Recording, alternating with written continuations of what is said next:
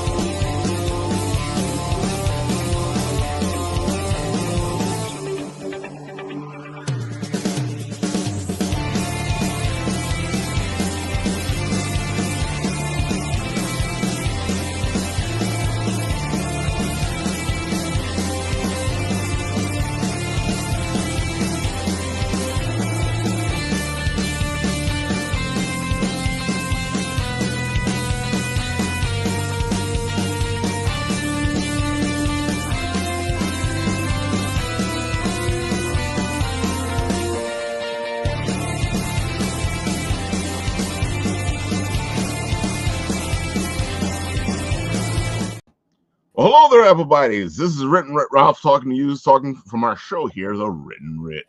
And today we got Ray hanging out with us, and it looks like we're going to party around, throw some dice, and see what happens to the party. I'm all in. Dude, I gotta say, you added that tier to your Kickstarter last time, and it was one of the most fun times I've had, was getting together and playing one of my characters from one of my creations. Yes. Dude, it's such a simple thing, but at the same time, it kind of helps everybody out because, it also helps you from a writing perspective. It actually helps you see your character for the first time. Yes. You're actually very playing much. the character the way, you've created him, and you can finally figure out, does this work? Does it not work? Because it's a whole different experience to role play the character than it is to have him messing around with your head. Yeah. You get to see some cause and effect, some real world, I should say, quote unquote, real world. Well, let's call it field experience is a better way to put it.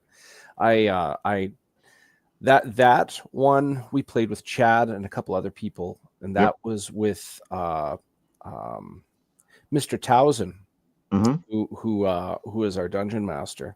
I never thought I would fight alongside one of the characters that was literally a vending machine that shot out anime dolls. That was a hell of a good time. I gotta say, that had so much crazy all over, and I was all there for it. I wasn't able to make that one, but Nat was like, "Dude, I'm playing a vending machine." I'm like, "Oh, I gotta hear this." Oh my gosh, that was just a good time. And the funny part is, he didn't tell Towsy until 5 minutes out. And Towsy's like, "You haven't made your character yet." He says, "Well, that's the thing. I want to be a vending machine." And everybody just kind of pauses.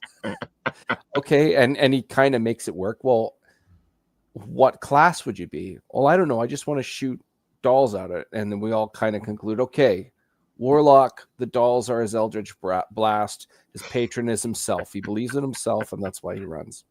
Let's do it. I love the fact that you guys were able to pull that off. Man. Again, it's the whole creative process. It's the whole, let's do this. That's your character. Let's make it work.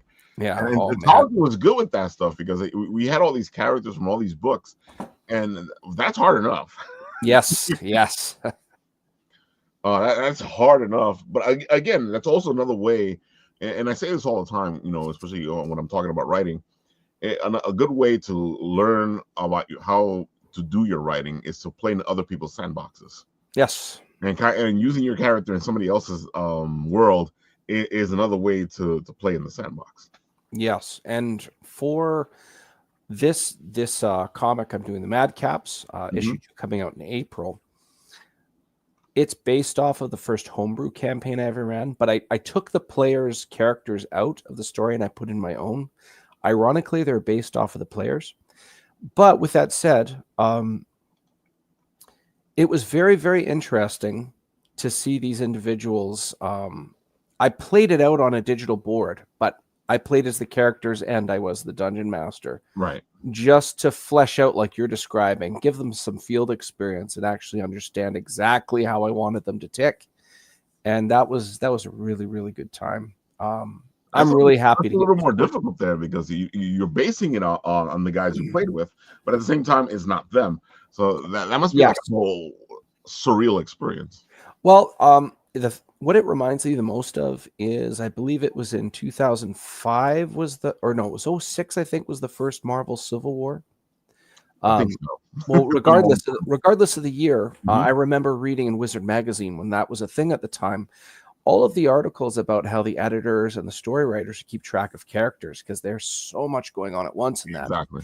And one of the things they did was they would put characters' names on post-it notes on boards on the wall. And at this time, these characters would be here and they moved the post-its. And at this time, they would split up and the characters, you have different artists drawing different things. You don't want a random hero in the background. That one super, super critical comic readers can be like, that shouldn't be. They're actually somewhere else at this point, not in this comic book or something.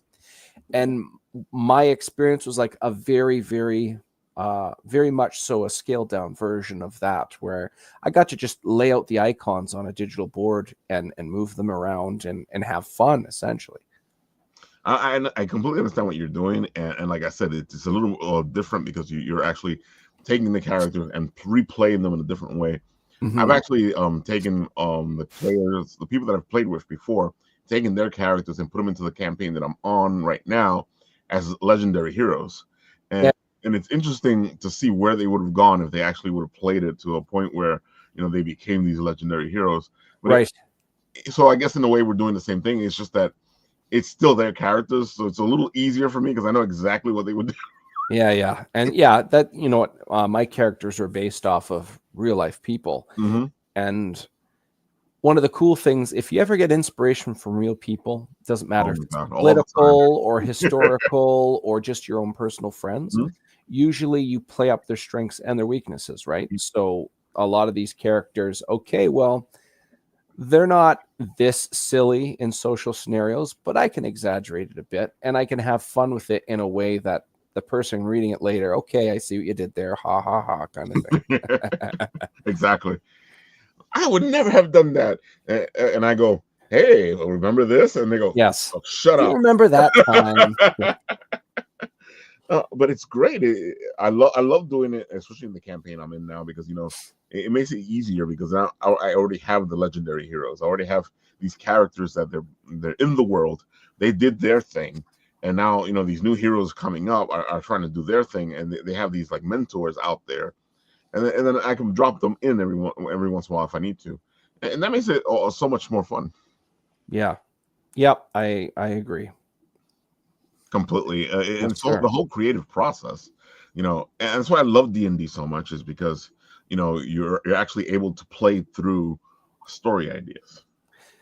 Yeah, that's a good way to put it. It's the way I like to word it, it's really just a thought experiment, but also a social experiment, as Oh, weird as that definitely. sounds. Hmm. It's a combination of the two, and those two things are like awesome, you know. Um, I I don't know. For some reason, for me, there's nothing more cathartic than completing a story, whether you're reading it, watching it in a movie, you name it. It's Hmm. it's just a really good time. Makes me happy. So much fun, especially like when you and your compatriots get to this end of the story, which doesn't always happen in these campaigns. Yes, that's right. That's very, very right. A There's lot of these stories just stay half done. yep, they just fizzle out. I've been for the last since 2010. No, sorry, Mhm. 2014. It's been over a decade now, and all of my stories take place in the same realm. And it's really, really cool to have friends that make a story with you. They've helped mold the history and Exactly. everything that's going on around, and a lot of it is unintentional and done during having fun. And the current one I'm doing right now is an island off the coast of the mainland where there's a high tide and Mhm. a very violent current, and the whole party, they all get on this boat for different reasons, but they're attacked by pirates. So they get Right. on a lifeboat. They happen to all get on this one lifeboat. It escapes, somehow gets through this violent tide onto this island right off the mainland.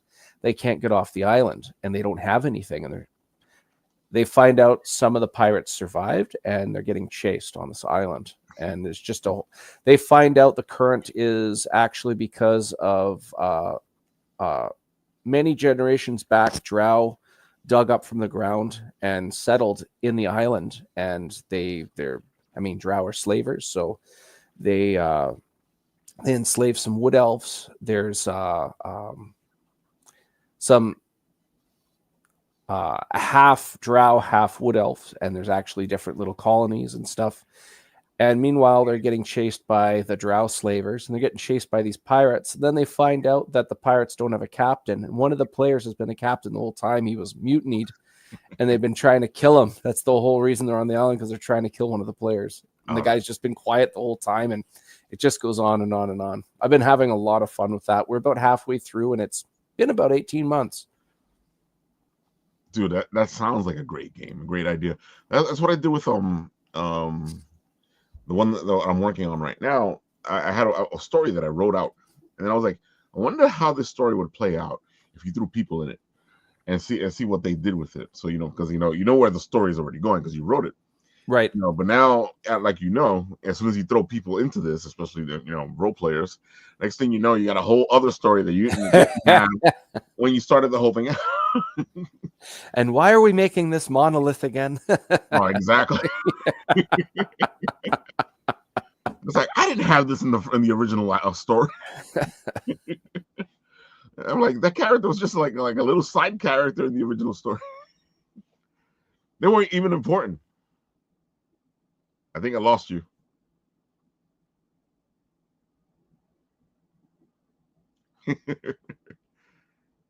That's weird. You were there and then you were gone.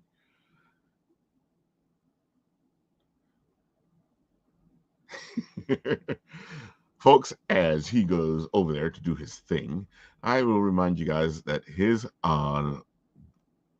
Kickstarter needs to be signed up to get notified, which means you want to get as many signatures in there to get this to a good point in the algorithm, because the more people that are following you before you start, the better it is. You start in a better place in the algorithm. Yeah, you're still gone over there. Maybe you have to come out and come back in. Oh, there you go. You're back. There we go. There okay. we go. Yeah, I was just letting them know that they need to sign up to get notified.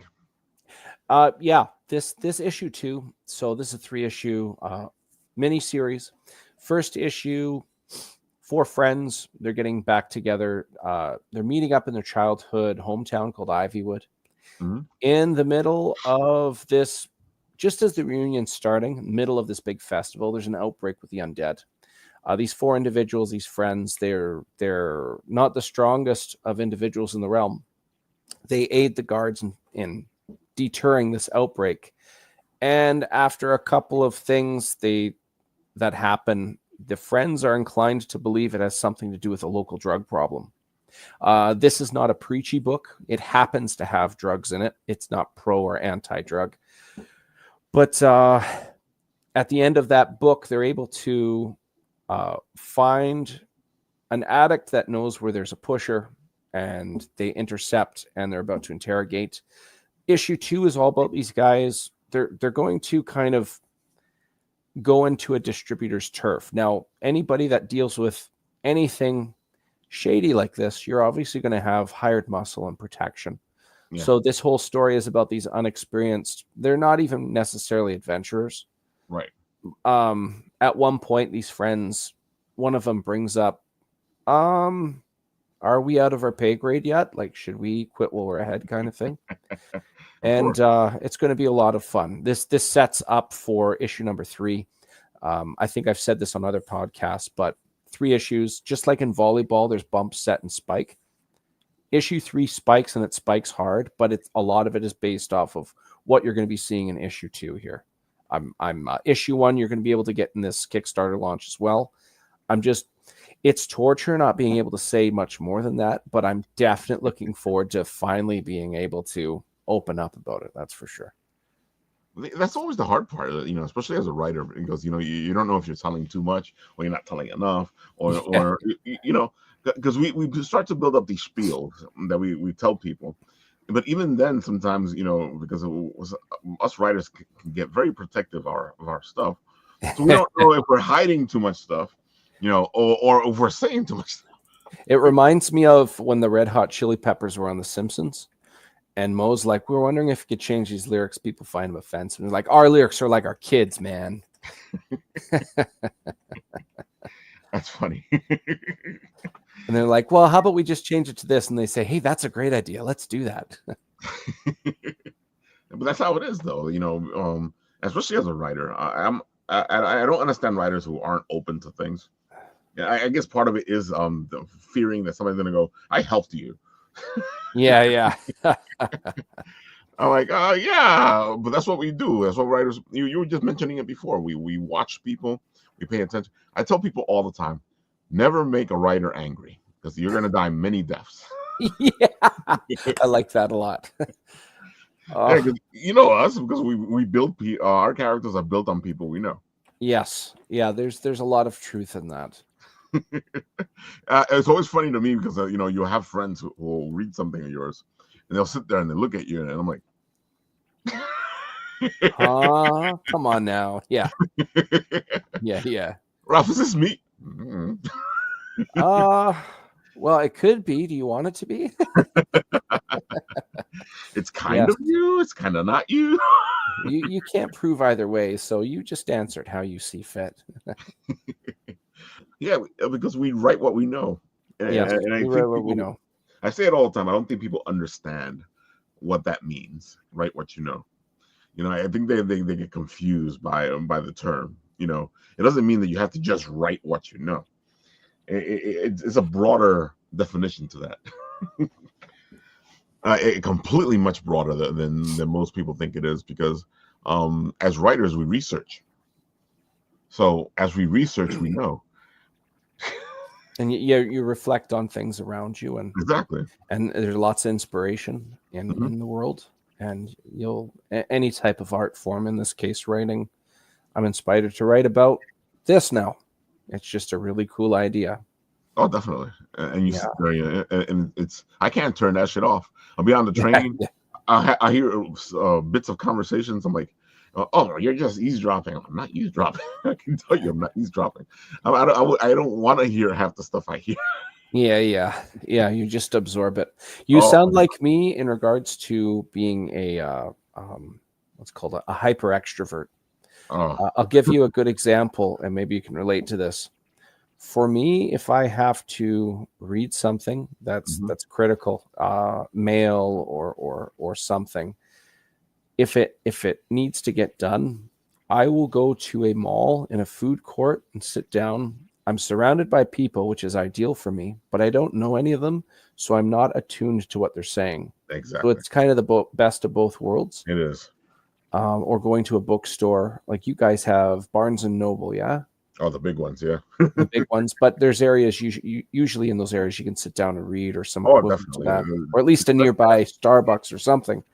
There's usually a Starbucks in the Barnes and Noble. Yeah, exactly. And you can just sit down and chill out. Oh, dude, one of the best. You're not distracted by those close to you. Exactly. One of the best things to do is go to Barnes and Nobles or a small bookstore and just sit there, especially when they have a cafe. Yes. Because that's the best of both worlds.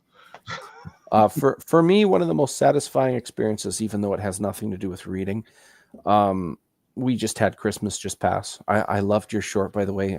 Merry X-Men and a Happy New Mutants. That was just delicious. Dude, to tell you the truth, that shit happened to me as a kid. And I'm like, dude, this makes so much sense. And I've been saying this since I was a kid. I love it. I love it so much. But at Christmas time, for me, Christmas Eve is sweeter than Christmas Day because the anticipation is still there. It's at its zenith, its highest. I agree. I mean, Christmas Day is great and all, but presents are opened and a lot of the customs are done, and it's over. Mm-hmm. But there's something about the energy of the anticipation. I'll go to a mall, go to a food court, and sit down when you start getting into the 20s of December. Oh, dude! And for me, it's just, I really appreciate. It doesn't matter if people are angry or happy. It just feels like there's a lot of life being lived in that area. It's funny. It's a conversation I was having recently. where I feel like Christmas has turned into all this pre-Christmas stuff. Yes. Where it used to be that Christmas happened and then you were in Christmas for another 2 weeks. You know, now Until New Year's. Yeah. Yeah, now Christmas happens and it's like, that's it, it's over. I'm like, no, we got 12 more days, folks. Yeah. For me, it was always you guys have Veterans Day on November 11th, right? In the States? I think so. We call it Remembrance Day or Memorial Day. I think you guys have it. It's either Memorial Day or Veterans Day. I always confuse both of those. But either way, I will grudgingly accept decorations in stores and music on the radio on the day after the 12th. Right. For me, there's nothing more frustrating than like October 31st, November 1st, Christmas. Well, in Canada, we call November 11th Remembrance Day, and you're literally looking past the only holiday that has the word remember in it. It just does not add up to me. But for me, I'll accept Christmas. Ideally for me is 4 weeks prior. Right. But even then, that's a little early. But basically, December 1st is great. Leading up to 25th, awesome. Yeah. And then there's all the residuals, the turkey leftovers, playing with the toys when you're a kid, going sledding. There's no school yet, yada, yada, yada. That's part of the holiday right there. I feel like they've slaughtered the after Christmas. Yes. Well, the reason is such a rush to get out of it. Well, in manufacturing, they have JIT systems, just in time. Right. And with sales, it's the same thing. I mean, back in the day, you could find things on clearance for weeks after, but they don't want to be losing all that profit. So I remember in the last couple of years, if I needed a string of lights, I go to a store, they're all sold out. Yeah. It's a week. It's like 10 days before Christmas. How are you sold out right now? Dude, well, we just don't hold on to it anymore. Yeah, it's worse when you're in the store and you're looking for Christmas stuff because it's still Christmas. Yes. And all you find is Valentine's Day stuff. And I'm like, it's not even, Christmas hasn't happened yet. Yeah. Well, I've seen Christmas stuff now as early as late September in malls here. And I'm like, what are you doing? Like, this is like the ultimate, it's like the ultimate form of dopamine. Yeah. But in order for it to hit so hard, you have to give it a break. If I eat chocolate every day, I'm not going to enjoy it the next day. Not at all. And you're right. I wouldn't like it. That comes to the heart of it. The problem with Christmas now, and the reason people get so angry and burnt out with it, is that you're hit with it. Sometimes as early as August, definitely July, because you do the Christmas in July type of stuff. Oh, don't even get me started on. So now you're getting Christmas for like months before even Christmas is here. Yes. So by the time Christmas shows up, everybody's like, ah. Yeah, forget that. Oh, I'm glad it's over. For me, I mean, if it's, again, November 24th, there's about 4 weekends. Plot out some loosely cool ideas. Exactly. Do it with your kids. They're getting hit with Christmas plays, Christmas coloring at school and that. I don't have to do that part. We're going to go sledding one day and come home and have hot chocolate. Exactly. That adds to their already experience. Walk through the mall to hear the music. That's as far as I need to go. I don't need to be seeing the new Christmas album or the new Christmas movie out Thanksgiving weekend. It's too early, man. Cut me some slack here. Oh, man. So we got a huge tangent. I'm impressed. Oh, yeah. This always happens on the show. I'm always impressed how far it goes. Yeah. So bringing it back to Madcaps. Yes. I'm listening to you talk about it. So if you were, let's go bring it back down to D&D. If this was being played, what level would these characters be? In order to have fun with all of the variables in play, level 5. But for the story itself, for the story itself, probably more level 3. So just enough to have some cool bonus features, but not enough to do some serious damage. You got to do a lot of thinking still. Which I love starting at level 3. Because it makes more sense to me because you're an adventurer. You know, you've been doing stuff. Yes. I hear the new rules for the whole new thing they're doing with Dungeons and Dragons. kind of starts you off in that point where we've been starting people off with all this time as DMs, where you start them off at level 3, and now these characters have these experiences they've been going through. So I think their level 1 is more like level 3 now. Yeah. If you're going to do a level 1, there's a couple different ways to play it to justify it and make it fun. Yeah. I use the example of my current game I'm DMing where the players get marooned on an island. The very first thing they do is they fight giant crabs. When they jump off the ship, they're allowed to bring one item with them, and also anything they're wearing at that moment. So one guy's got a really good sword, but somebody else is like, well, I didn't bring my component pouch. I don't have any spells. One guy, I told him he would get his origin based off of getting on shore there. And he's a celestial warlock. His patron is a unicorn that's on the island. That's a pretty good way to go. I like that. The warlock, they had to go find this unicorn. And the fighter, who doesn't have any magic ability, for whatever reason, he witnessed the unicorn. Nobody else did. So this warlock, who doesn't have any abilities per se, he's backed up by this big orc fighter. It's like, I think we should go to this cave. And you find out it's a long, drawn-out story, but the unicorn is poisoned. It had to go away for a while and then come back. Before the unicorn goes away, he walks up to it and he says, you want to help us get off this island? And the unicorn explained, I'm injured. I'm going to go away, but I'll leave you this token. I will be in contact with you in a year's time. And the unicorn disappears, all of it except its horn. The horn falls on the ground. He picks it up. That's his implement. Right. And it's packed to the blade. So actually a sword springs from the unicorn's horn like a handle, upside down handle. And he's a half elf, and he's just really having a good time with this story arc. I love that. Turns out the main bad guys, they're after the unicorn. They're actually after the horns. So now they're actually after him. So between that, the drow slavers, the pirates chasing him, there's a lot going on, and it's chaos, and I love it. That's exactly where you want to be. I like when the story happens and it becomes the thing. Yes. Because, sometimes it's like you throw all these people in and they know exactly who they are and what's going on, and you're like, come on, let's have a little fun with it. Yeah, there has been some really cool things in that story, but yeah, I think level 3 is the new level 1, unless you have a justified reason for having level 1s, like I gave that example. Mm-hmm.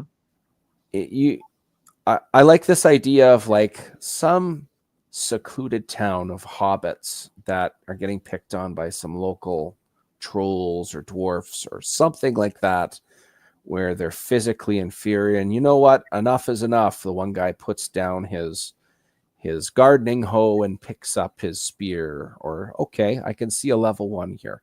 Yeah, and those first couple of chapters of people getting together, it's probably not going to go the way that the players want it to go. They're very inexperienced, but as they gain their XP accordingly, or the milestone level up, which I like to do, suddenly they get to hone their skills, and okay, now we're going to have some fun.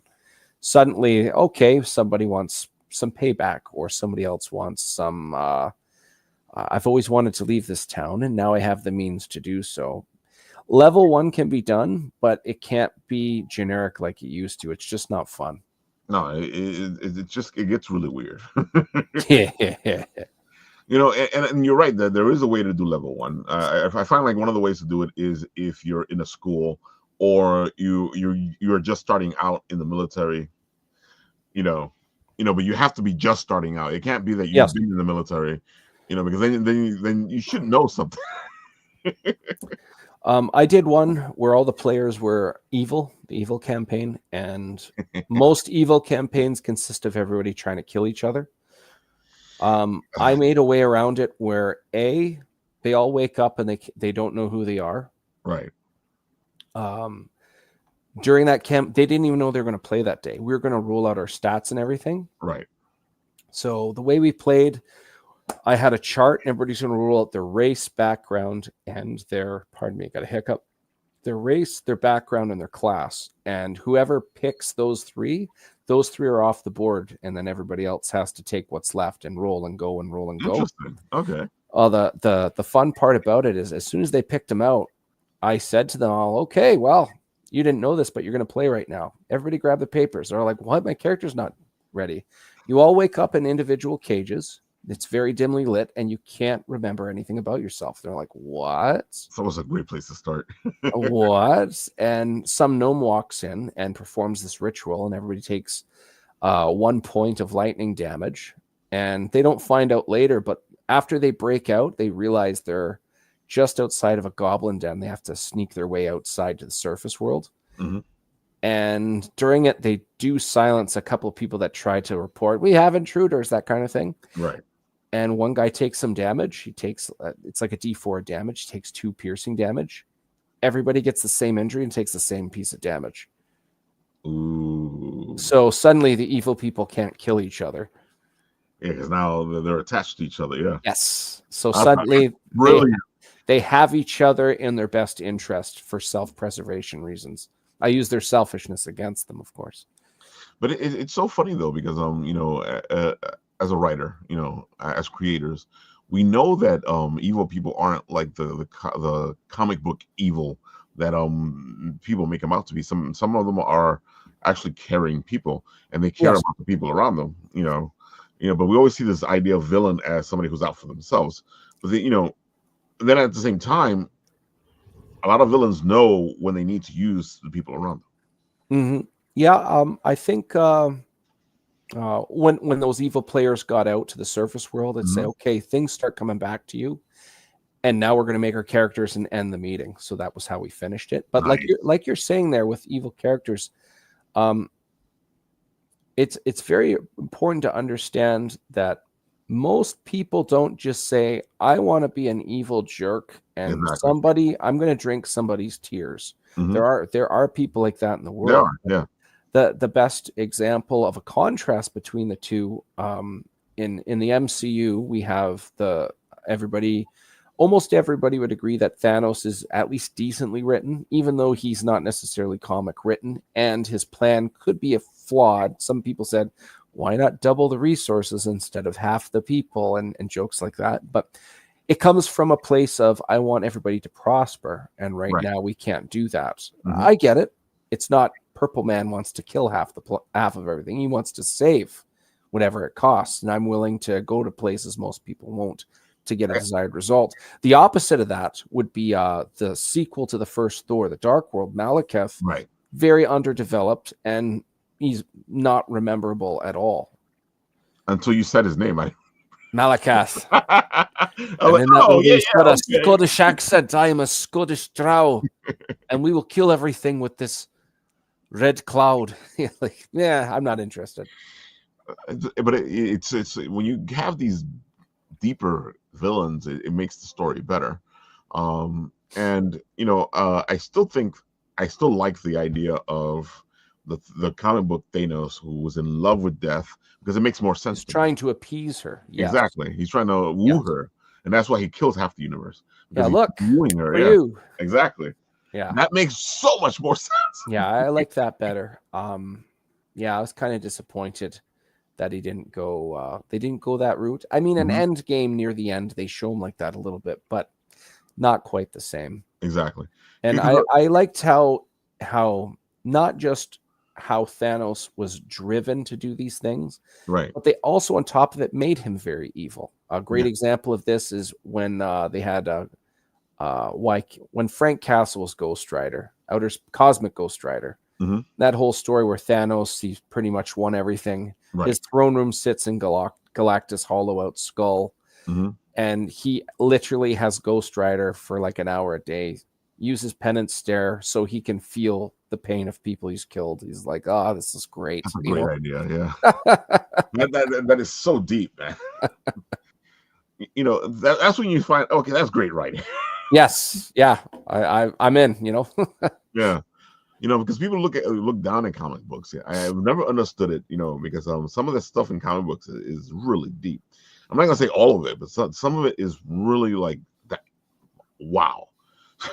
There's certain dynamics with comics that can't be done anywhere else. Mm-hmm. You can write a story, you can have pictures, a picture book, you could have a motion picture, But to be able to display a picture with statements and a non-moving image that is to Yeah. portray image and movement is a very unique medium, in my opinion. And It is. I think, like any human being that likes comics, they probably have a top 5. Someone says, I want to get into comics. Where do I start? Here you go. Those people, those stories obviously resonate with them. This stuff's good. This stuff's solid.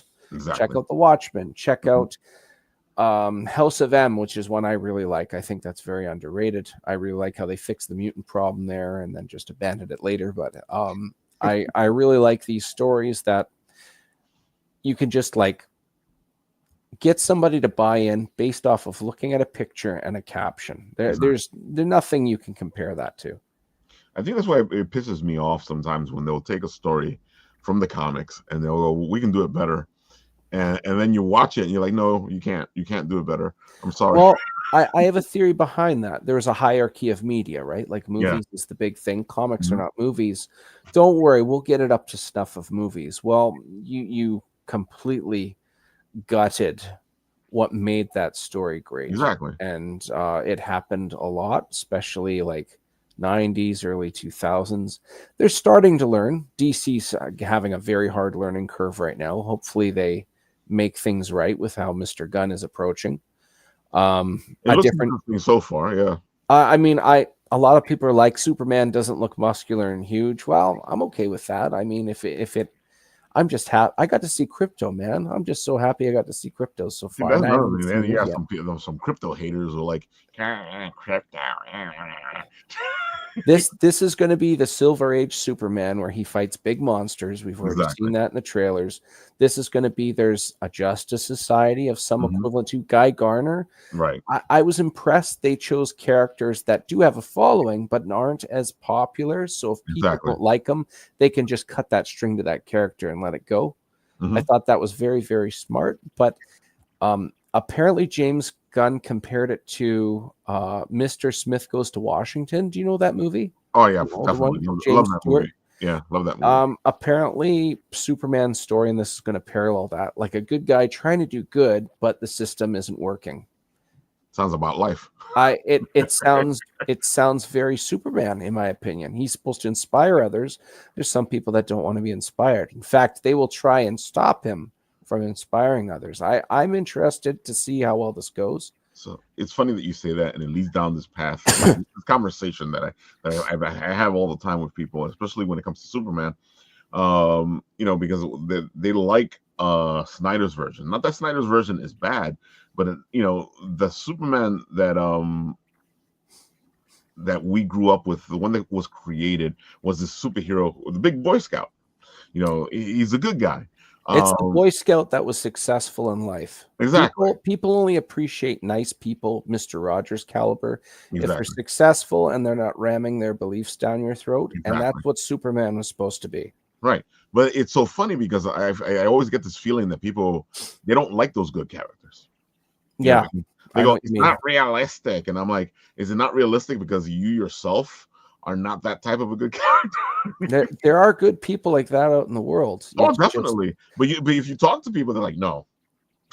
Yeah, I'll give you a great example. If you're good to a person that's not nice back, it's human nature. You reciprocate. A lot of people are like, well, I'm going to pay you back.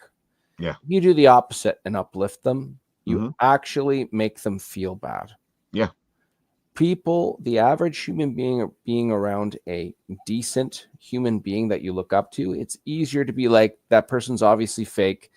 I don't look bad next to them now. Exactly. That's what's happening. I've learned, I mean, maybe it's just the Canadian in me, but I'm really happy to celebrate other people's wins. And if somebody's better than me, all the power to that person. Exactly. And if everybody thought that about each other, you suddenly would have a huge network of people supporting you, because that's what you're doing for everybody else. We're supposed to be supporting each other. Yes. This industry, we keep acting like we're competition to each other. Technically speaking, we're not competition to each other. My comic and your comic have nothing to do with each other. It could be the same type of comic, but my audience and your audience are two different audiences. Yes. You know, so I Yeah. don't understand why I can't reach out my hand and go, let me help you out a little bit. Yeah. Yeah, that's how it should be. Mm-hmm. That's how exactly it should be. And there was a hard learning curve in the late 90s, early 2000s. Suddenly, everything was bad and sleek, and Oh everybody yeah, had sunglasses and leather on. Be it yeah. The Matrix, Bad Boys. Blade, Uh-huh. Daredevil, Underworld with the vampires. Yeah. One thing I thought really showed, you could look back and appreciate it for an era. When I was going through it, I thought it was kind of silly. Everybody had to have this tactical leather look. Exactly. When Sam Raimi's Spider-Man in 2002 came out, they did the exact opposite. Bright colors. Yeah, they made And Spider-Man. they made Spider-Man. They didn't do like if Snyder did that in 2002, looking at the trends. Okay, we need the symbiote yesterday. Origin story, but we're putting the symbiote in right away. That would pretty much be Spider-Man in that story. Sam Raimi's like, no, let's hold true to the cool classic stuff that everybody's inner child used to look up to, and we should still look up to. And it broke records. It made a killing before. I think it was before the first day. It was already signed on for the sequel because it was. We're not going to follow a trend. We're just going to do what we think is cool. And oh, look at that. People end up liking that. And my thing with Superman, Zack Snyder, I think he's good at co-writing. If you give him too much power, he destroys movies. Superman versus Batman, in my opinion, is a great example of that. It has 3 acts, but they're heavily outbalanced. And the third act is like the last 90% of the movie. Yeah, it is, yeah. And it's like he takes too many stories at once and tries to cram them together. It's the equivalent of having a marathon runner, a 100-meter sprinter, and a 400-meter sprinter, tying them all at the waist, and then you all have to perform your best now. That's like jamming 3 stories together in a movie. They're all separate stories. They should have been separate movies. That was my problem with Batman versus Superman, was the fact that I'm like, why are we fighting what's his face in this movie? Doomsday.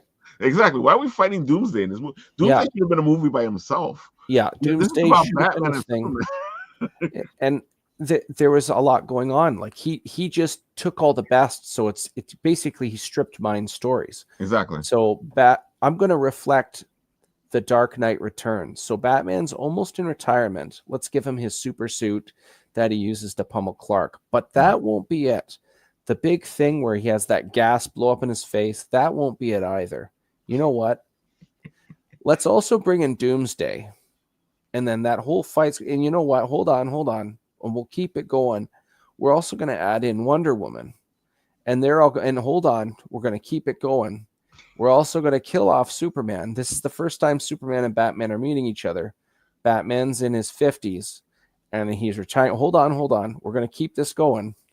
And it just goes on and on and on. Like that's like a decade worth of movies right there. Yeah, and he just decided to squeeze it all in 3 hours. I completely agree with you. I felt like there should have been a trilogy. At minimum. Yeah. At minimum.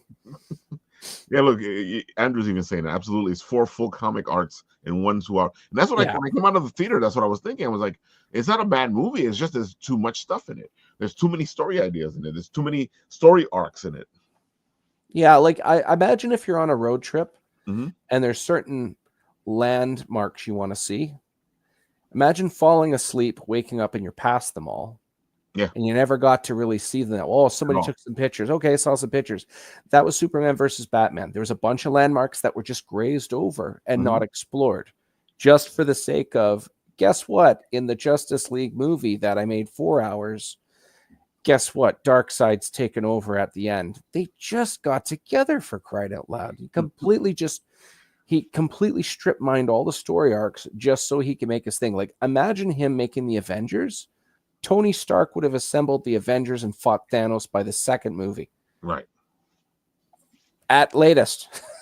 I can see like it. He ruined it, no, nothing short. If he had a co-writer to rein him in, I think Zack Snyder's strengths would have shone, but he didn't have that. I also think what messed them up was the fact that halfway through that movie, you know, you change people. Well, through the Justice League movie, halfway through the Yes. Justice League movie, you change people. So now it's a whole different feel for a whole different director, and you're like, this feels like two different movies, and you're right because it is two different. Yeah, it is two different movies, and it was just set up for failure. I think the biggest disgrace, it's like a spastic brainstorming with no letter. Yeah, I definitely agree with that. One of my favorite stories, the last Christopher Nolan Batman movie did a very similar error. It just wasn't as extreme. Right. Um, Yeah, they I agree with had you. They put too much stuff together. Nightfall with Bane, Mhm. Catechism where Yeah. Gotham is in shambles, Yep. and The Dark Knight Returns. All Yep. three of those stories are heavily within that movie. Oh, definitely. And none of those story arcs can perform because they're all leashed by the others. Because I feel like, especially what you're saying, you lose the gravitas of what Bane did by putting it all in one movie. Because Yeah. one of those movies should have been Bane shows up and Bane breaks the bat. So, you know, he actually does what he did, which he releases all the Arkham villains. Batman has to fight all of them. And at the end of that movie, he fights Bane, then Bane breaks his back. And then the next Yeah. movie continues that. You know, because I agree with you. I felt like that was that last Batman movie for Nolan. It felt like a trilogy. It was supposed to be a trilogy, and they did it in one movie. Yeah, that last movie was obviously strictly for money. Mhm. Christopher Nolan's passion was not in it. The stardom and the momentum they had is the only thing that made that movie successful. If that movie did not have the previous two movies behind it, it wouldn't have been near as successful. I agree.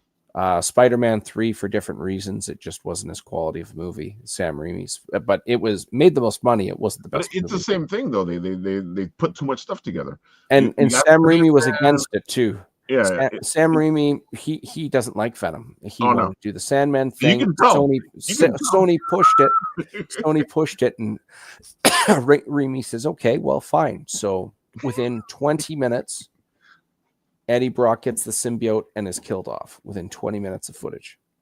Dude, and that was so sad because I love the original Venom story. I love it. You know, the whole he's hunting Peter Parker because Yes, you know they both hate immune him. to the spider Oh, sense. yeah, exactly. You know, Yes. and I understand they don't want to do that because you know everybody already knows who Venom is, but it's still you can still do it. Yeah, you could still do it. Hindsight, if Eddie Brock in Spider-Man 3 never got the symbiote, if there was a post-credit scene where the symbiote jumps on Eddie, guaranteed fourth movie. Yeah, exactly. And then the first half of the movie is Peter like, who the heck is playing these pranks on me? They're not really pranks and they're kind of dangerous. Exactly. And eventually the ugly That's happens. actually a good idea how to do it. Yeah, that's how it should have been done. Yeah. I mean, you'd still have that terrible symbiote Spider-Man suit, but that we can overlook that. And I mean, you could even redeem some arcs. For example, I never liked the idea of skipping straight to Mary Jane for love interest, but they brought Gwen Stacy in the third. It's out of order and stuff. Right. Captain Stacy was in it. Well, maybe one of the reasons Peter pulls that symbiote off is due to the death of Captain Stacy. I took things too far. I need to get rid of this. Okay, me and Harry fight Sandman and we win. Sandman's like, I'm sorry. Spider-Man's like, I forgive you. Post-credit scene, discredited Eddie Brock. Symbiote jumps on. First credit show, well, there's a strike of a bell and lightning and rain going. See you in the fourth movie. I think you just you did it right there. You're like, this is what it should have been. Yeah, like there's a lot of gravity.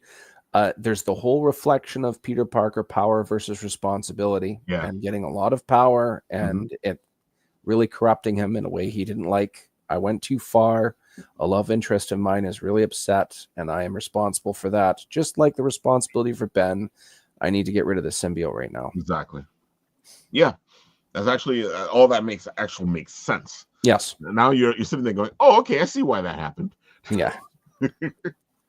Oh, yeah, man. definitely. But yeah, going back to Snyder, I think Snyder's best when he has about 40% control in the story, because he's all about the visuals.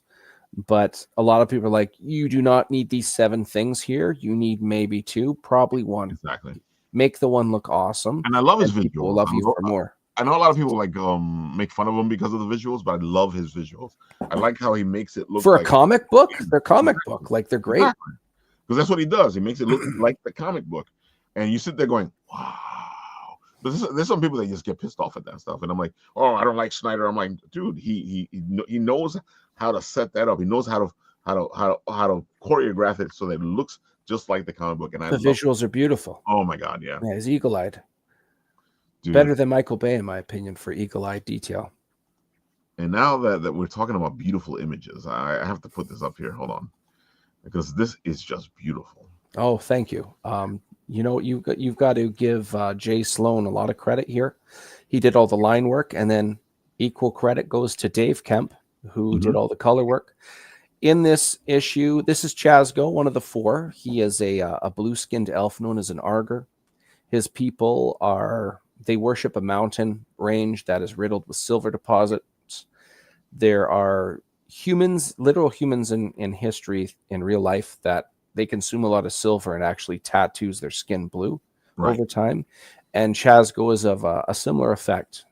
He has some really cool abilities to him, including being resistant to magic because of all the silver flowing in his veins. But he essentially has a patron, kind of like, I don't want to call him a warlock, but he has some magical gifts. Much like we were just talking Spider-Man, just like the symbiote was able to bypass Peter Parker's spider sense when they first bonded. Right. Thank you, Andrew. The blue skin elf. Yes, that's but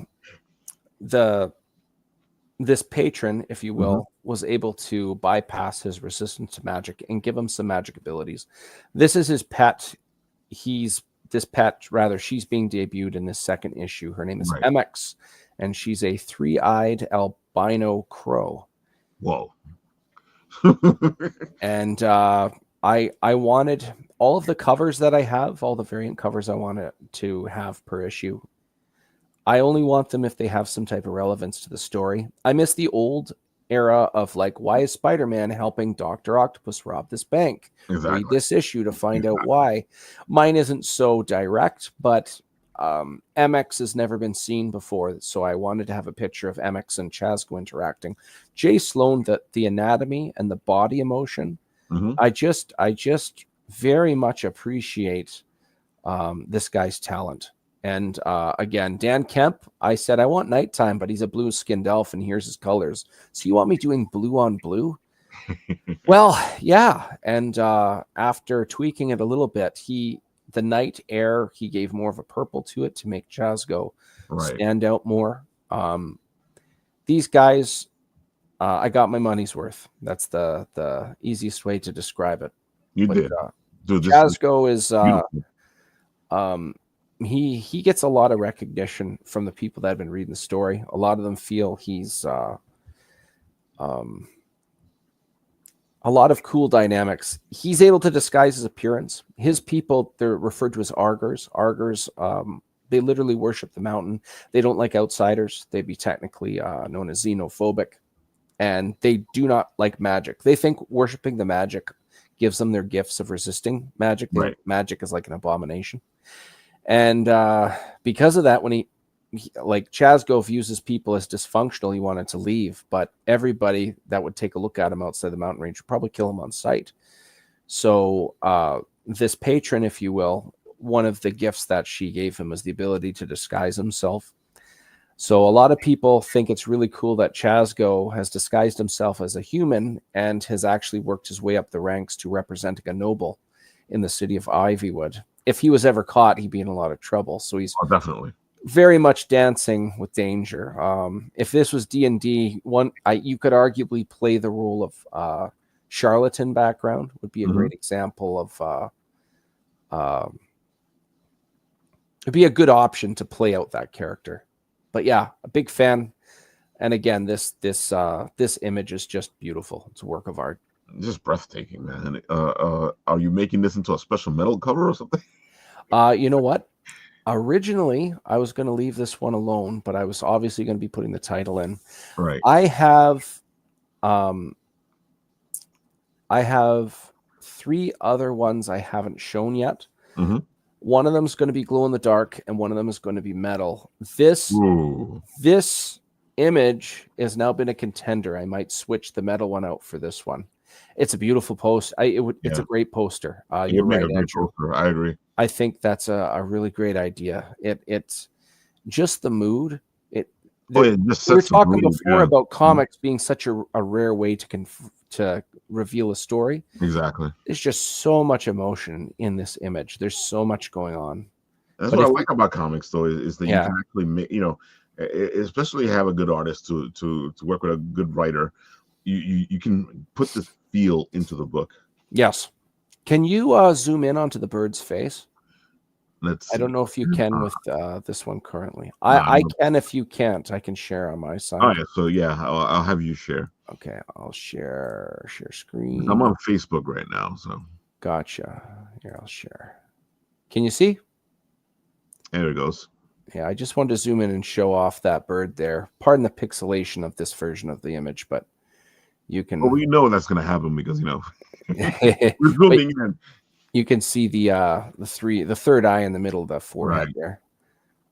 I wanted it to be just unique enough that it was weird and kind of just grabbed your attention. Right. With that said, I don't have the colors yet, but I will. On the Written Writ, you've seen it here first. I wanted to show some line work. The line work, yeah. Hold on, I need to look this up. This is by Rod Ramos Rodolfo. This one's digital. I know Ramos Rodolfo. Okay. I'm really lucky to have all these guys on board doing all this cool stuff for me. Present, share screen, window. There it is. So this is just a screen. Someone took a picture, Rod took a picture of his screen while he was finishing up. But this is Madcaps, and he's pulling the ground. He's pulling Earth out of the ground, essentially. Damn. But that one's almost done being colored. I am looking forward to seeing what that looks like when it's done. This is a teaser. Nobody has seen this yet. So it looks like it's going to be amazing. Yeah, I think that's really going to hit hard. But yeah, man, this is a really fun story. The people who have read it, I'm getting quite positive reviews. Anybody who's watching right now, I have a line art contest. You do? Yeah, that's right. If the winner of this line art contest, we're just looking for fan art. Whoever's is selected, Dan Kemp is going to be coloring it.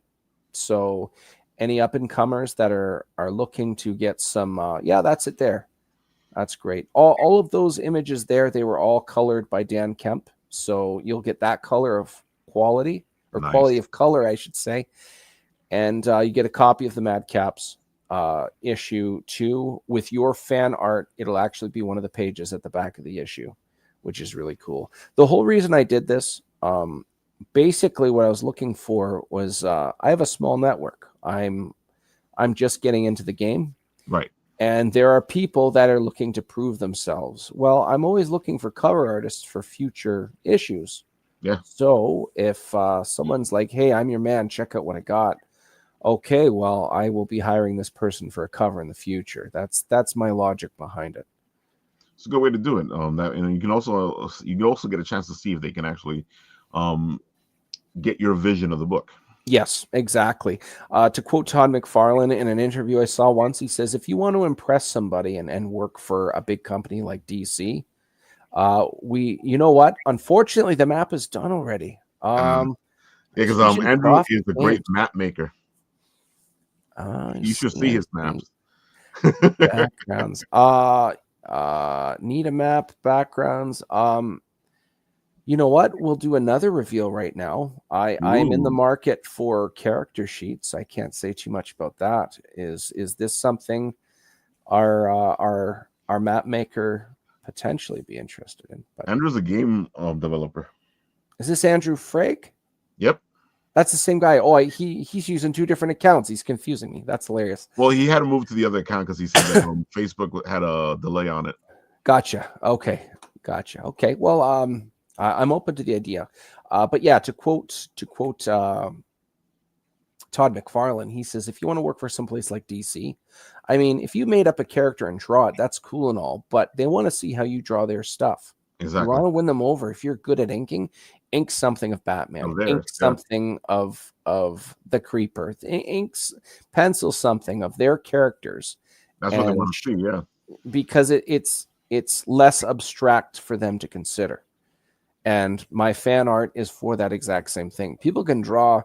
Someone draws a really good Harley Quinn. Well, good luck drawing Madcaps, the big giant walking eel who vomits lightning, or here we have Sarlacc, who's a dwarf carrying this monster's head in front of him. He's a dwarf with a beard. It's a little different. It's a different style. Everybody, any artist that's drawing, they should practice many venues. But with that said, even the best of artists have specific niches that they're better at over others. So I tell people all the time what they can do. That you don't just pick an artist because maybe they don't know. They don't know. They won't meld. They won't be able to do what you want them to do. You find an artist who does what you want them to do. Yes. So you don't just go to whatever artist and go, you're going to draw this for me. And like sometimes that doesn't work. Yeah. Sometimes that can work. They know exactly what they're going to do, but sometimes they have their own niche that they do. Well, the colors in this, for example, this is a guy. The colorist who did it, he's colored over 100 issues of Spawn. Nice. Like 50 to 150, basically. Mm-hmm. As soon as I say that, you know what? This checks out. This looks like the part. It does. The top right, I used the example of that dwarf with the reddish beard. Mm-hmm. That's the fella that drew for the first year, Volume 2 of Ghost Rider, where Dan Ketch took over as the writer in 1990. Right. Okay, spikes and chains. Okay, show me some battle axes and show me some monsters. Like, you already have me sold because that's what I'm looking for. Exactly. The funny part about that specific image, that was a variant cover for issue 1. He drew almost the opposite of what I requested. So I was thinking him swinging his battle axe, knocking down a couple of skeletons or zombies, and like 3 or 4 others about to jump on his back. And I wanted to convey a calmness like you'd see a quarterback who's going to milk those last couple of seconds before he gets that perfect pass and then gets tackled at the same time. Right. And I wanted to convey, despite all this chaos, he's comfortable with himself. Well, he just drew this beheaded guy, Sarlacc, standing on the chest of the monster and holding its head up and looking at it. And it was nothing what I asked for, but as soon as I saw it, he knew what I was looking for. Mm-hmm. And instinctively, I just said, "Shut up and take my money." Exactly. Dude, I gotta say that from those are one of the images that when you were doing the first campaign, I was like, "Damn." Yeah. I don't know how my quality of storytelling is until the fans send it back to me. But one thing I can control is all the talent I'm surrounding myself with. That is true. So I wanted to make sure there was talent that people would appreciate, and I wanted to make sure it was something that I felt was worthy of the industry before I put it out in the world like this. Wow. You're doing a great job. I love what you're doing here, and I like the fact that you've taken this whole thing that used to be a campaign with you and your buddies, and you made it into the story. Yeah, I love seeing that, and I've seen it with video games, and I've seen it with comic books, and I've seen it with books, where people are taking their old campaigns and just putting them together into this media. Yeah, Chris Daloff, he has one called Crit. He's doing the same thing, but it's with a superhero version of an RPG. I forgot about the superhero version of RPGs. Yes. I've played many of them. Yeah. Oh man, let's see. You have one more cover. That's the one on the top left there. You have it there? I can get it if you don't. I think it'd be better if you show it. Yeah. Okay, give me 30 seconds here.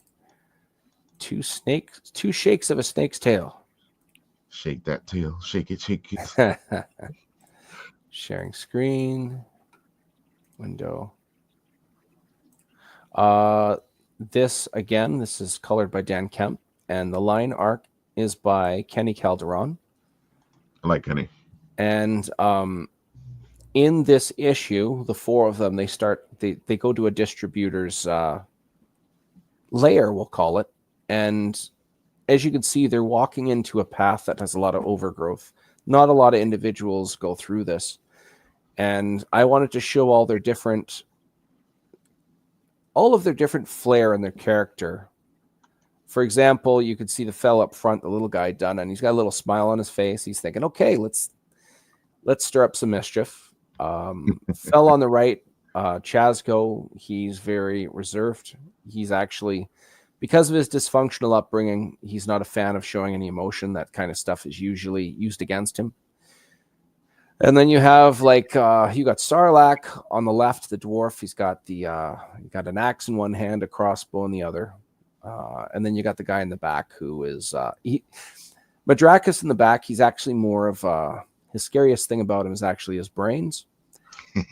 And I wanted him to have some type of an intelligent look to him. That way, when somebody sees it, they think, yeah, this is not just some oafish meat shield that's good for nothing more than taking that first big attack in a fight.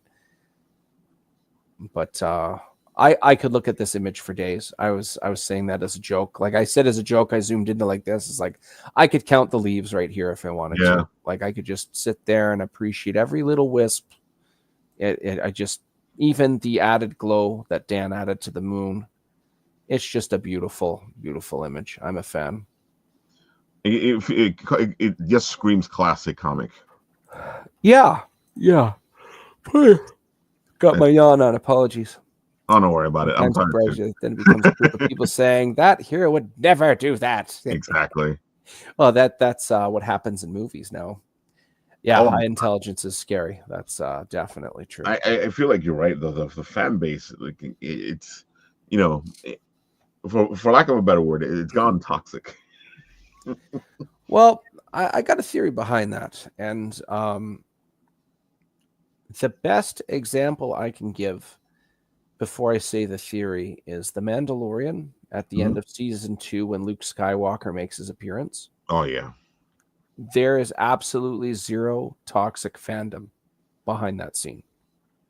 Anybody, any fan of Star Wars, I'm sure you can find some exceptions to the rule of what I'm saying. Right. When the fans were given what they came for. Exactly. They want Star Wars. What? Luke Skywalker, Jedi Master, in his element, just blowing stuff up and slicing through things and using the Force. And I'm going to train this Jedi, or I'm going to train this one to be a Jedi. It is everything a fan of Star Wars wants. Exactly. That's exactly everything that they've been asking for a long time. If you're doing something new, for example, when I saw Invincible for the first time on TV, I never read the comic. I was thoroughly stimulated. And the reason I word it like that is, okay, the powers have all been done. Like in a lot of cases, a lot of characters are generic. When you see the Guardians of the Globe first episode, you got a Wonder Woman, they got a Superman. Oh, yeah, you sit there going, they got an Aquaman, a Green Lantern, a Batman. They got them all. Like it's just ripoffs. And I'm like, okay, I'll give this a benefit of the doubt. And then that post-credit scene, okay, this is not about the powers. But in my going into it, I had zero expectations, so I couldn't have been disappointed. Yeah. When you have there's a very fine line between being brave and trying something new with an IP, but if you never done it, quote unquote, right in the first place, you want to play it safe that first time. So the first time you see Fantastic Four, well, all four of them better be pretty awesome, and they better be a team. And then they could do something like who directed that second franchise of Fantastic Four, the failed one? Trank? Josh Trank? Is that right? Yeah. I think I put it out on my head.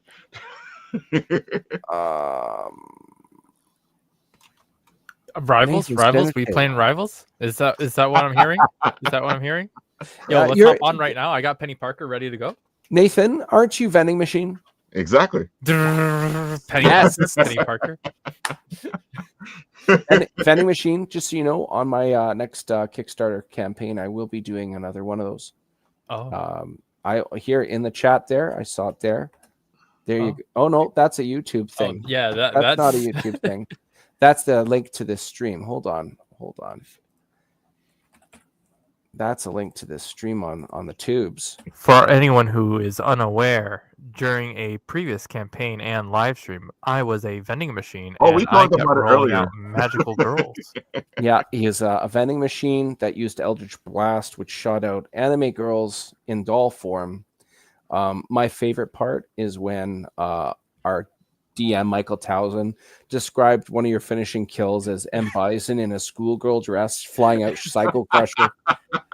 I remember that one. Oh my god! And he's trying to say it nonchalant, and I'm just trying not to laugh. Dude, he is so good at doing what he does, and I like the fact that you're going to do the tier again because it was just so much fun. So, folks, you better jump onto that tier because it's usually only like five or six people, right? I'll go as many as 6. If there's enough room, I'll jump in. So there you have it, folks. Make sure you jump in because Andrew can tell you also because he did the first one with us. Yes. And yeah, if you go to the Kickstarter, you included, Nathan. If you go to that link and hit follow, you will you'll be notified as soon as this thing launches. I believe you have an extra notified person following now. Beautiful. I appreciate it. That's very good. Thank you very much. No problem. Very good. Yep, there it is. 42 for the craziness of another vending machine. Yeah. Well, you got to up the game. Either go like smaller, like toaster, or larger, like Bobcat or something. You know what I'm gonna be? I'm gonna be an artificer who makes mini Gundams. Oh, I like that. But you're a Warforged toaster. Andrew's like, oh, inspired by a vending machine. Isekai. Yes. Yeah, kinda. Yeah. Yes. You know what we could also do? I'm open. We could do a printing press who is a warlock, and no one believes that it's actually the printing press who is the one who's summoning all of these familiars. I would love to see like one time I did a Christmas one shot and all of the characters are toys. So I had a Rock'em Sock'em robot who was a monk with the punches. Oh, I love that. I had a 1980s robot walking robot thing, but it had like the safety standards in the 80s weren't the same for toys, so it could like surge and spark. So I made him a storm barbarian, so on his turn while he's raging, other things got zapped around him from his battery. And I had like a bunch of these. I had a sock that was a spore druid. It worked out very, very well. But it sounds good. Oh, so good. It also sounds really thought out. Yeah. But yeah, man. I'm really looking forward to getting this story finally finished, and I can actually talk about it with people.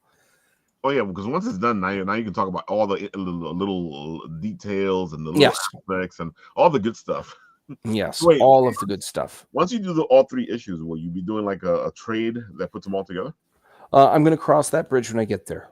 Okay. I'm leaning heavily towards a yes. Mm-hmm. We'll see. We'll know when we get close to that time. Right now, folks, issue if you 2. guys make it do well, maybe he'll do it. Yes. So yeah, Madcaps issue 2. I'm looking to have. We already have a map made, and I'm going to be selling that again as an extra add-on. Cool. We also have issue 1 is still available. We also have. We do have a pinup drawn by Sean Langley. Nice. That's also from issue 1, but we're also getting character sheets of all these characters at level 5. That's what you were about to talk about before we got distracted. Yes. Here, let me find the Sean Langley poster because that one is the detail is just a lot of fun. I know you're hiding here. I always feel like you Inspector can't Clouseau. find me. Hello, Kato. Kato, I will find you, Kato. No. No, you Shut don't up, vending machine. Somewhere in his computer lies. Yeah. Okay, so I found it. Let me share my screen here. Present. Presenting. So here it is in black and white. You can get this image. So here's all four of them in the middle of a Hey. undead horde. Well, These guys are throwing down like Greek Whoa. serving dishes. Nice. And you can also get colored by Dan Kemp, the same image. wow. There it is in color. Oh, Ooh. I don't know which one I like more. I know. That's actually really tough. Like, I almost want to buy this just to color it myself. Oh, But I that's also true. know my coloring won't be as good as this. Exactly. Dude, that coloring like adds so much to it, but at the same time, those lines. Yeah. Dan Kemp is an international caliber colorist. Nothing short of that. Yeah, I'd because say that. if you saw the image without the color, you would be like, okay. But I have to say the color adds so much to it. Yeah, both the two different talents are complementing each other. Mhm.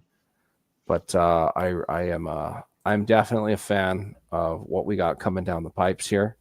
And it's torture not being able to say anything else because we got You me got for a vending yawning. machine? We will when you join that campaign. There you go. When you buy in. Vending machine will be vending machining. Vending machining. So when does the Kickstarter kick off? April. In April. So you got plenty of time. We do have that time. means I want to bring you on the show a bunch of times. I'm in. And tease people. I'm all in. I'm all in. Over the next couple of weeks, we'll be doing some more reveals. Mostly covers, but we've got some cool stuff that I have to keep behind my Dungeon Master screen, unfortunately, right now. Well, that's the fun part of being the Dungeon Master. So what's on your Dungeon Master screen right now then? Ooh. You mean the part that you guys can see? Yes. I'm course. basically Wilson from Home Improvement Oh. doing that. Heidi Ho, neighbor. I don't know if you guys ever watched that show with I Tim did. Montana. Howdy ho, neighbor.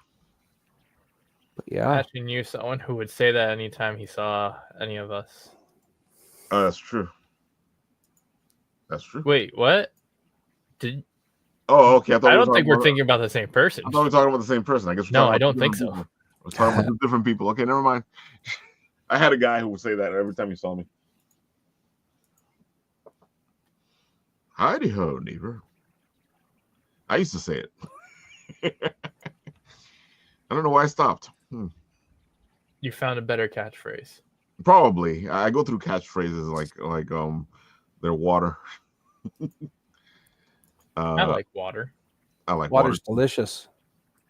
Water sucks. It really, really sucks. You take that back. Flow like water. Flow like water. Strong enough to crack rock. Exactly. Soft enough to fit through the rock's cracks as well. Bingo. Let's see. Yeah.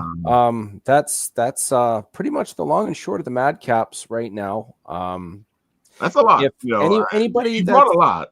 Yeah, anybody that has a good set of friends that they very seldom get to see face to face. That's what it feels like when you're reading the book. It feels like it actually feels like that, which is one of the reasons I like the movie, because the movie felt like that. It felt like you can actually feel the behind the scenes by reading it or seeing it. Yes. That's why I love the movie, because the movie actually, I sat there and I go, I can picture hanging out with these guys and see what's happening behind the scenes. But one thing I really want to stress to anybody watching this, if you've got friends that you have the same dynamic, maybe you get to see each other 5 minutes a year, but those 5 minutes is recharging. Like, I really needed that. You just sat in a parking lot or a restaurant for a little bit and caught up briefly, gave each other a big hug and left. This comic series, although it's done through the medium of comic and the theme of medieval fantasy, it is an homage to that level of camaraderie. So if you have friends like that, I guarantee you will appreciate this mini series that doesn't have 60 years of backstory that you have to have memorized. And you're not committing to anything big. It is a short, sweet, concise story that you can walk away with that feeling satisfied with a really good conclusion. I agree. Folks, check it out. You won't be remiss. And I'm going to put this up one more time. I put it into the comment section. Let's see. There it is. I put the link in the comment section, so I don't That's hear. great. Oh, I don't want to go looking for it. It's right there. It's in the comment section. Press it. It'll take you to this, and you sign up to get notified. Which, folks, we tell you all the time. You want to do something for creators? Here's your chance. This is free. You sign up to get notified. It puts the project into a good place in the algorithm when it starts, because the more followers you have, it allows Kickstarter to know that people are interested in this. Yes, sir. And I know I've already said this, but I promise you the payoff in this story it's going to be great. It's well thought out. If you like fantasy or tabletop RPGs, you'll be able to appreciate it for that. If you like just reading a beginning, middle, end story, these 3 issues, they're all like 3 different acts. No matter what angle you look at this in regards to a story, there's something that you can appreciate from. I completely agree. Folks, check it out. If you're a D&D person, check it out. If you're not a D&D person, check it out. Because it's good fantasy. It's a good time. Exactly. And since Mata Sorcier is not here, I will be showing off here and congratulating her because she actually funded. She's at 2,463, 39 backers, and she still has 8 days to go. Beautiful. Good for her. Is some of her, a lot of her art that she put into one of those big art books. Put some fancy shit into a book. Some fancy shit. and Sorcier does everything herself. She's the artist, the letterer, the colorer. Dude, help her out. Go buy this book. This art in here is fantastic. She does a fantastic job with her art. So go check it out. I'm going to take the link and I'm going to put it into the comment section as well. So Ralph, you didn't put it in the comment section, and I'm not looking for it. One of the things about independent indie comics is it's more of a genuine message and a story that comes. It is more guaranteed to be coming from a place of passion and a place of genuine storytelling. It doesn't have to tick off boxes. This here we have some fancy shit. It is not connected to a bunch of other stories and has to sync and synergize with other stories. It's one person telling a story, and it's great. In this case, it's pretty much the art, but you get what I'm saying. Her story arc. Yeah. Mine, the same thing. It is one story. It is one person. There is no external influences having any type of influence on me in regards to make sure this brand's in here because of sponsors, or you know what, our boss right now looks at things with this political view. Make sure to slant your story accordingly, or anything like that. It's just a fun story. There's no external corrupting. We'll put it that way. Oh, definitely. It's just a creator being creative. Yes. Speaking of story, if you guys want to see a Written Writ Ralph story, which will only happen if you pick up We Suck at Comics, because I hate publishing. So We Suck at Comics has taken a Written Writ Ralph story and taken a nice Shadow Rabbit art piece and put it together into this book with a bunch of other great stories. So, folks, right now they're at the notify as well. Go sign up to get notified. Get them to 100. They're right there. Look, they're at 96. 96. That's really right. I need 4 more people really to get good. to 100. And 100 is always a good place for a project to start. Yes. So go check it out, because we suck at comics, and we do. We really do. And I'm going to take the link as well and put it into the comment section. So you guys are like, okay, there you go. Ralph put it in there. Let's go check it out. Dude, yeah, like I hate publishing. I have written so much stuff, and the whole because you know this, you're doing this right now with your comic book, putting all that stuff together. It's like a whole other job. Yes. Yeah. Networking is definitely one of the many skills and disciplines you need in the game. Yeah. So if somebody else is doing it for me, I'm so happy, because that is so much work. Yes. And I am putting something together for myself, and it'll probably be out sooner or later, which is a little a book where it has all the writ bits, which is all the little story ideas that we've done with the challenges. And at the same time, one of my prose poem books will be out too. And it'll be all the stuff that you guys have enjoyed on the show for 10 years. I still can't believe it's been 10 years. Yeah, that's 10 really years. cool, man. A whole decade it's pretty awesome. And folks, in October, we will be celebrating our 10th anniversary. Right now, we are working on what we're going to do for the next couple of months. I do know we're going to do some giveaways. I'm trying to figure out if we'll do a January giveaway. If Ralph we is going do- to start an OnlyFans. Oh, well, that's already started. Thank you all for your support and your money. OnlyFans. If I had an OnlyFans, I would have me just shaving every video. And people would pay to watch it. Exactly. I know it's weird. I would do it. Like, just there you go. All right. Yeah. I'll do that. You've never seen Ralph without his beard. Go watch the OnlyFans. You go off the grid for like a month to get the majority or a good chunk of your beard back before you film again. If you want to see me clean shaven, go to OnlyFans. It's happened already. And Ralph, we saw you still had your beard. Oh no, I did all those videos ahead of time because I knew. Yeah. You're going to pull a Nikocado? Yes. Yeah, folks, we are actually getting a bunch of stuff from a bunch of creators and to give away. So some people are helping us celebrate our 10th anniversary. Madison Sierra herself has given us a couple of pieces that I have. So I guess we'll see when this whole thing starts, the giveaway. Right now, I'm thinking what we'll do is the classic one where you guys sign up on our various social medias and leave a message or two, and you get points. And then either we'll do a little spin of the dial, or if you get enough points, which means you do a lot of work, you'll get your stuff. Andrew's like, ooh. All right, folks. Nathan, am I forgetting anything? Nothing in particular. The usual suspects have their usual Kickstarters. Pat Shand, Kat, Calamina. Yeah. And that is pretty much the gist of it. Yeah. So in 2 weeks, we will be at Garden State Comic Fest because it's on the 25th and 26th. The week after or 2 weeks after that, we'll be at Indie Art Show.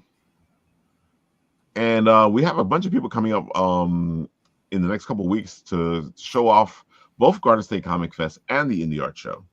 We'll have Game of Tunes, we'll have Ava, we'll have actually Shadowmare Comics will show up, and there's another group of people who've taken their campaign and put it into a comic book. So they're going to be here because they're heading off to Mega Con in Florida. Very cool. I think I mentioned everybody that's supposed to be here. Monday's show should be really interesting. Besides Ava, who's coming in to talk about Garden State Comic Fest and all the other stuff she's done, we have Jay Hewer. Let's see.